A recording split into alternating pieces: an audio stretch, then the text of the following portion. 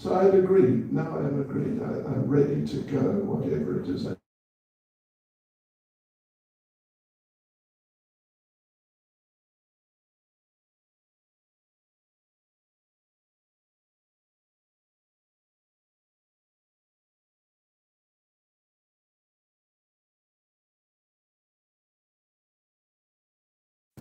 This is great. I was 21. And I had decided, I had made a serious decision. I had retired at the age of 21. And they would say in Russia, I had gone on pension, bez pension, without any pension. I just made up my mind, I'm not going to work anymore. This is ridiculous. But there I am cleaning the toilets, and I'm feeling so good.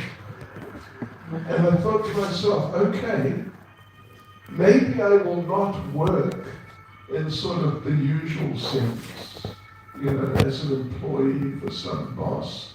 But this working for Krishna, this is great. This is something else.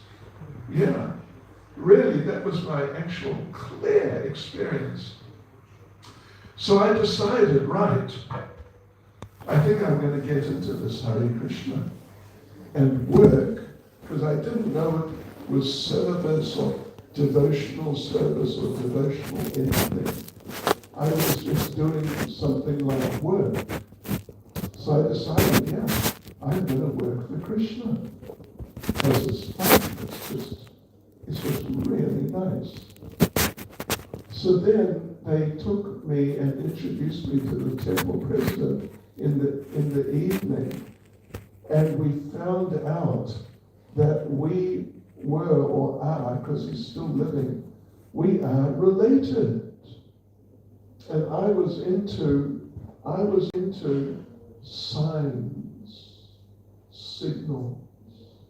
Is it meant to be? It could be a relative of paranoia, possibly. But I was into this, something would happen. Oh, does it mean something? Realizing. I was into the occult. You're twisting crazy, I think. Okay. There's a parenthera.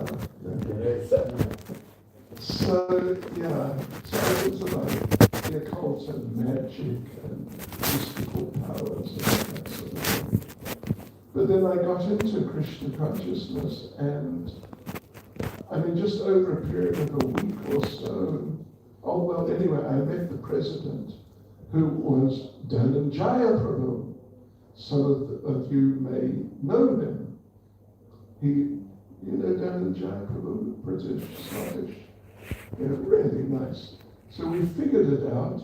We are like second cousins, little distant cousins, but we're definitely something like that. And I thought, wow, it's meant to be. It's a sign. And and even more, I was convinced, I got to get into this. This is the right thing for me. Then he told me the story of how his father had told him how his family got their family name, which is kind of an unusual old Scottish name. It was the same story my father had told me on a number of occasions when he had had one or two more drinks than he should have had. He would tell me the story. Many times I heard the story. But it was the same story of how our family got the family name. And again, what did I think? It's meant to be. It's a sign. So then I got into it. And before I start getting more serious about the subject, I'll just tell you one other little thing, is that initially I was visiting the temple for a little while, just a few weeks. Then they wanted me to move in, so I moved in as a guest, and I'm still there as a guest.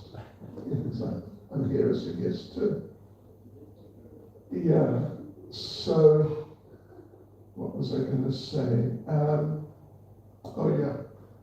My first of all, I was just helping out. In the morning, they'd ask, could you help do this today? Or next day, could you help do something else? Yeah, sure, whatever. I was just doing whatever they asked. Then after some few couple of weeks, I got my first, you could say permanent service. Every day is what I do. I became the pot washer. And we had no hot water. We only had cold water. Actually, I remember the first morning I woke up in the temple and went to have a shower. There's a queue, and there was only one tap, which take a guess what water it was. You're right, it was cold water. And we had 15 seconds. I stuck my head out and said, where's the hot water tap? And they said, there is no hot water tap. You only got 5 seconds left. So, you wouldn't believe some of the things that happened. So now I'm washing the pots. And I was into it morning till night, because there's no hot water and there's no soap. There's just these metal pads, and these pots were like black, painted black, like your pullover. I didn't say they were serious black. So to clean one of them, I tell you, it was so difficult. So it was so difficult that they gave me an assistant. And I got my first official, position in Islam, head pot washer. Okay, now we're going to get serious. Senior pot washer. Yeah, chief. The manager.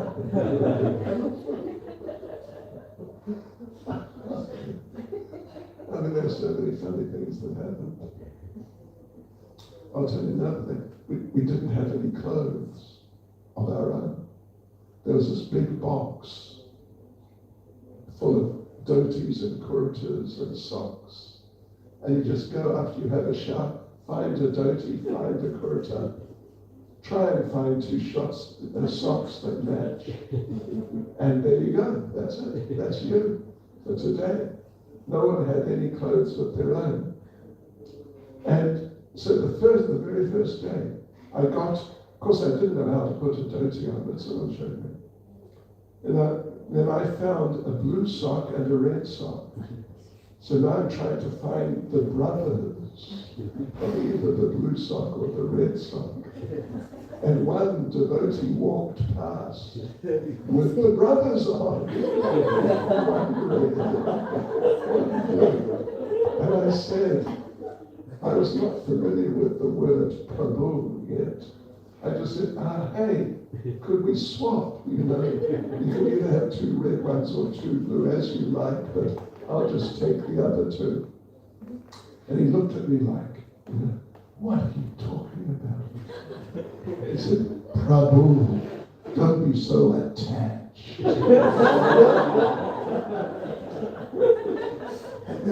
No kidding, I tell you what. And there was one mirror in the whole place. It was the size, that size. It was for putting tilak on. And above it was a note, mirror is Maya. So, okay.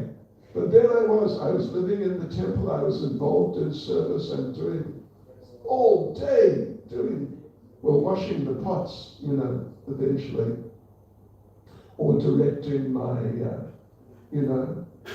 my assistant. in the washing of the pots. And it was ecstatic, I must admit. It just was really amazing. It was just so wonderful. It was just so wonderful. Being engaged in devotional service. Now, the thing is, there is devotional service and there is devotional service. Yeah, not all services are equal. And the point of our little seminar here, today, tomorrow, and till Friday will be the last time, in the evening, at this time, 6:30 or so. Yes, we are going to focus on this particular type of service. And it is service to the devotees. Service to the devotees. And actually in the context that of all types of devotional service, be it service to the deities, be it service like going out and spreading Krishna consciousness, be it service like cleaning the floor or cooking. These are all different aspects, different types of devotional service. But now this service of service to the devotees is special. It's very special. Of all the different types of service, this type of service is, at least there are many statements to the effect, that this type of service, serving the devotees, is the best. In fact, Srila Jiva Goswami, in commenting on one Srimad Bhagavatam verse, what is it? I don't know if I can find it up. Maybe tomorrow. No, here it is. 11, 19, 21. 11, 19, 21.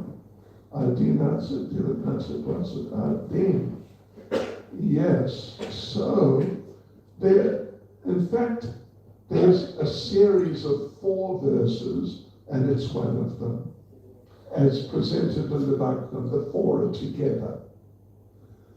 And this is, verse 21 is one of those 4, and there's just a line which he points out. The line says, Mad Bhakta Puja Byadika, which, in very simple terms means the worship of my devotees is the best, basically, or the most important. And Jiva Goswami comments as follows. He says that serving the devotees is a more effective way for developing love for Krishna prema, than trying to develop love for Krishna. Just consider that. Are you Russian speaking? Yeah. You are. You understand my English now? Yes, I understand. Okay. Yeah, it's a good one. Serving, in different places, you get slightly different versions from the same Jiva Goswami of the same line. Another translation is, by worshipping my devotees, one attains more intense love for me than by worshipping me directly. This is Lord Krishna speaking. 11th canto. It's part of what we call the Uddhava Gita. Krishna explaining a whole lot of things to Uddhava, great devotee. But then there's this one I mentioned, that serving the devotees is a more effective way of developing love for me, Krishna says, love for me, than trying to develop love for me. You get the idea? It's deep. It's really deep, actually. So what I'm going to do now, I'm going to read one verse from the Bhagavatam, which is, actually it's one of my favorite verses, but it's a very relevant verse in terms of our discussion here. This now is Srimad Bhagavatam, first canto, chapter 2, verse 16. And yeah, it's right there at the beginning, very close to the beginning of the whole Bhagavatam, 1, 2, 16. And the verse goes, Shushusho Shraddhatanasya Vasudeva Kata Ruchi Syan Mahatsevaya Vipra Punya Tirtha Nishevanat. And the translation as it appears in our Bhagavatam, O twice-born sages, by serving those devotees who are completely freed from all vice, great service is done. By such service, one gains affinity for hearing the messages of Vasudeva. Vasudeva is another name of Krishna. Vasudeva actually means the son of Vasudeva. Vasudeva with a long A means son of Vasudeva with a short A, which is a sort of social convention in Vedic society, in that not all the time, but it happens, and this is one instance where it happens, that a father has a son, and the son gets the same name as the father, but they change the spelling or the pronunciation a little bit.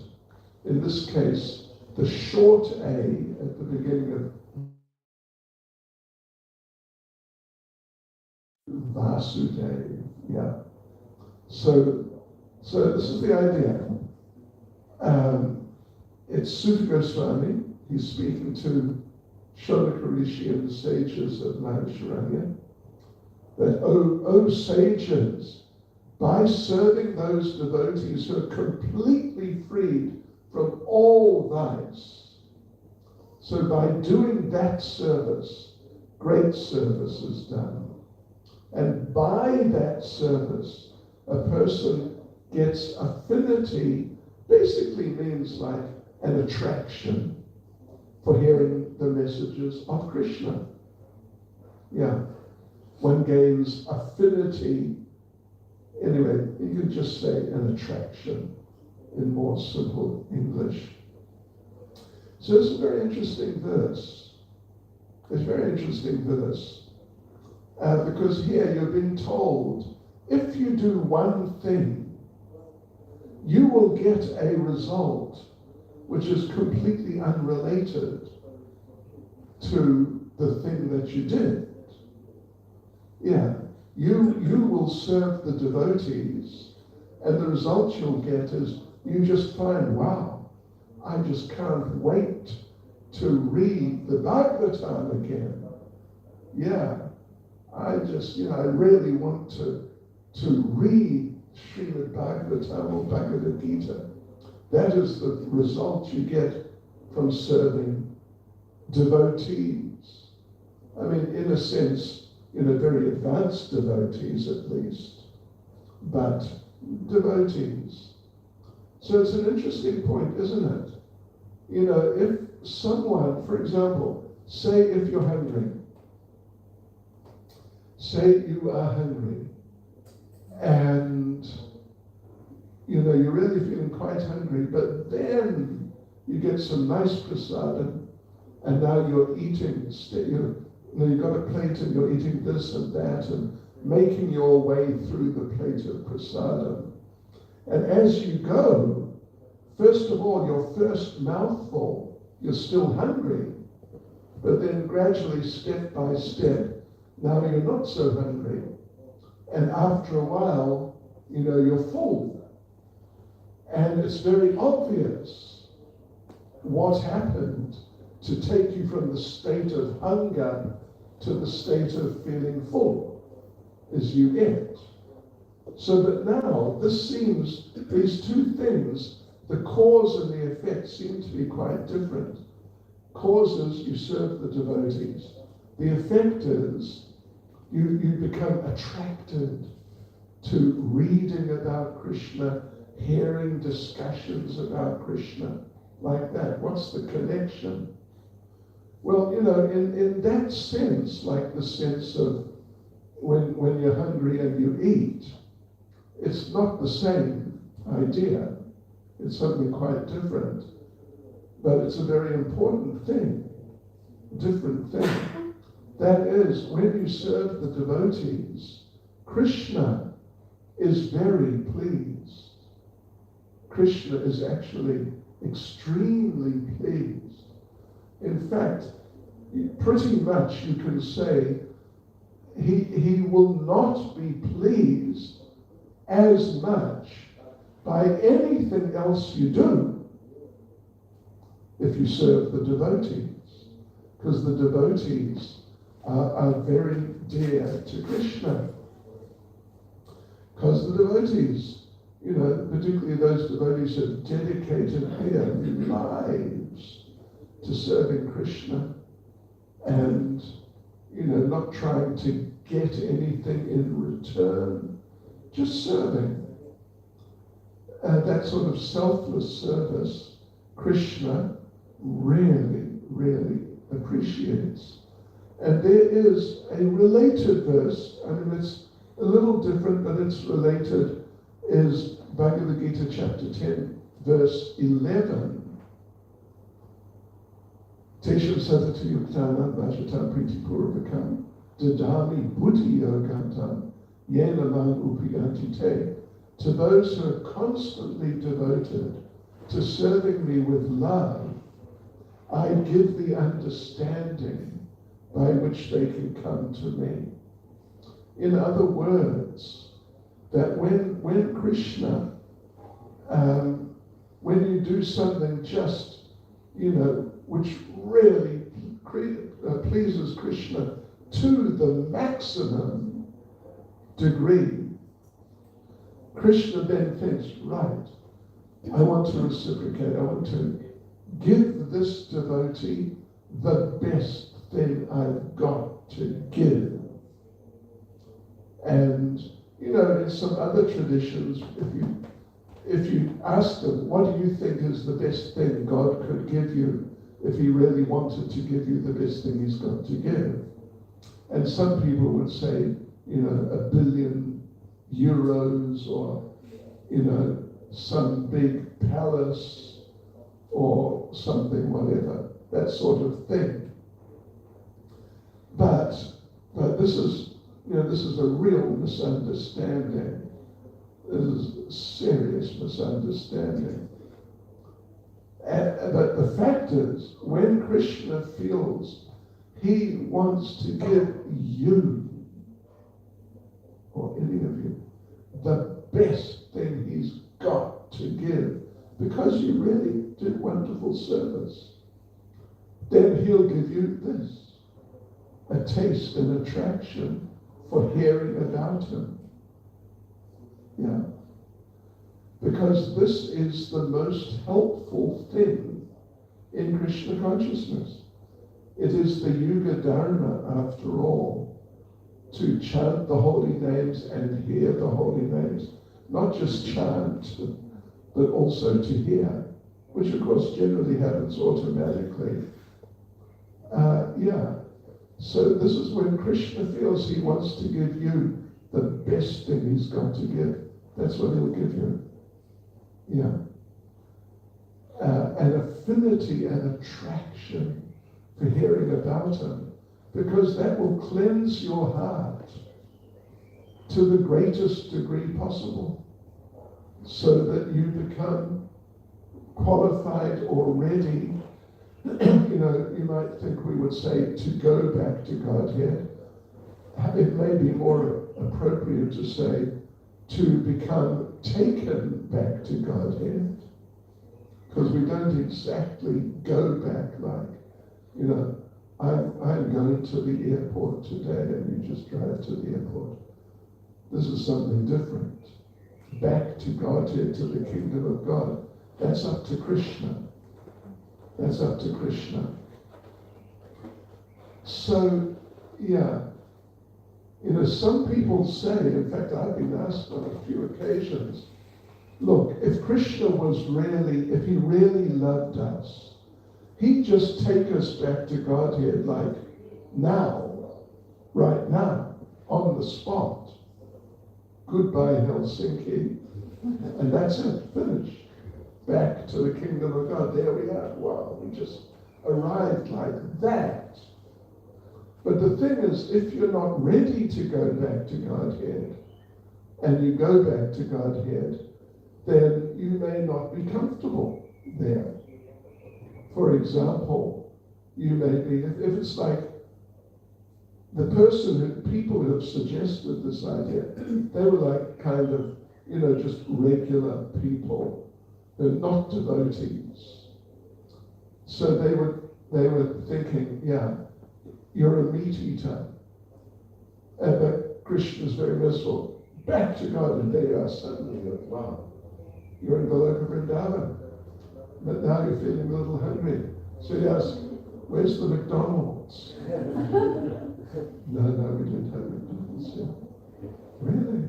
Where's the KFC? If you don't know what a McDonald's is, congratulations. That's very good. Or a KFC.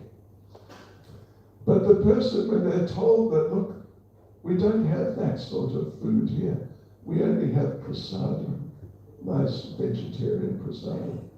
The person, the meat eater, is going to think, what? Do I really want to stay here? Okay, so where can I find the girls? Where's the discotheque with the rock music? And the devotees say, no, sorry. We have kirtan. We have nice kirtan, but we don't have discotheques. And you get the idea. So these people will feel dissatisfied. I don't want to stay here. And then they'll come back to Helsinki. Yeah. So the thing is, by this mercy, by this special mercy of the Supreme Personality of Godhead, giving us an affinity and attraction for hearing about Him, then we can actually, step by step, come to that point where we're sort of, so to speak, kind of ready to enter the spiritual world. So therefore, this is very important, that you serve the devotees, and here it particularly mentions the very advanced devotees, actually, who are completely freed from all vice. If you do that sort of service, you get that attraction for hearing about the Lord. This is showing that the Lord is giving special mercy, really special, to those who serve the devotees. Yes, so next point I want to mention about this is that you might say, well, look, here we are in Helsinki, and okay, here's me saying that you must get into serving the devotees who are completely freed from all vice, completely freed from all vice. That's pretty advanced. Who we may have to look around ISKCON Helsinki and try and figure out, where is one of these devotees? Is there one? And we may even conclude, well, no, there are many sort of nice devotees, but completely freed from all vice. Don't know about that. So I can tell you one interesting little story. that there were, I think, 2 devotees in like kind of late-ish 60s, could be probably 68. They decided to go to Germany to establish ISKCON. So they went. Only one problem was neither of them spoke German. English, no problem. German, they didn't even know how to say, well, I don't even know how to say yes and no in German. So, but anyway, there they were, and they were trying. And they rented, like, they sort of followed in Prabhupada's footsteps. Prabhupada got a shop, 26 Second Avenue, which we still have. So they got a shop. Not as big as that one, but they got a shop. In the back was a room or 2 for accommodation, some sort of shower, bathroom, toilet arrangements. And now they're staying there and trying to preach, spread Krishna consciousness. And then one day Prabhupada commented, or Prabhupada I should say, maybe one of Prabhupada's assistants contacted them, said, you know what, Prabhupada's arriving in, I think it was Hamburg, next week Monday. Very long. And they were not ready to receive Prabhupada. They didn't even know what to do to receive Prabhupada.